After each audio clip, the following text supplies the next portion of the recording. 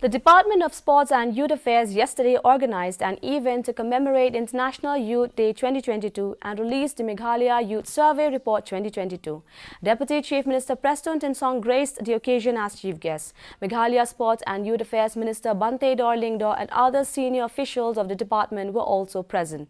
Speaking on the occasion, Deputy Chief Minister urged the youth of the state to look beyond government employment and take advantage of the many opportunities provided by the state in the entrepreneurship sector. He added that around 60,000 students graduate annually and that keeping an open mind about career prospects is the only way to move forward in a realistic manner.